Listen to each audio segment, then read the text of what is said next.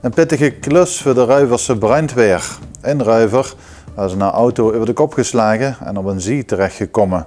De bestuurder kost niet op eigen kracht uit de auto meer komen. Een auto met een aaiere bestuurder erin reed over de Parklaan zaterdagmiddag toen het helemaal misging. Mogelijk doordat de bestuurder onwel raakte achter het stuur, sloeg de auto over de kop en kwam op een zee tot stilstand. De hulpdiensten waren snel ter plaatse. De brandweerkazerne van Ruiver leek Einstroot weer. Omdat de bestuurder nog in de auto zat en er met er geen mogelijkheid uit kon komen, moest de brandweer een technische bevrijding uitvoeren.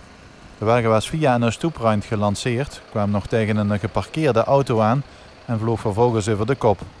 Maar omdat de wagen op een zee tot stilstand was gekomen, was er eigenlijk maar één goede mogelijkheid om het slachtoffer uit het wrak te krijgen. De bestuurder was wel aanspreekbaar en was niet in levensgevaar. Daarom werd besloten om met alle voorzichtigheid te werk te gaan. Nadat een aantal routes waren verwijderd door de brandweer, werd besloten om het complete dak van de auto op te knippen.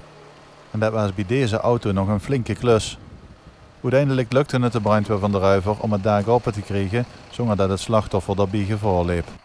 Nadat de man eenmaal uit de auto was, kon hij overgedragen worden aan het ambulancepersoneel. Die hebben het slachtoffer metgenomen naar het ziekenhuis.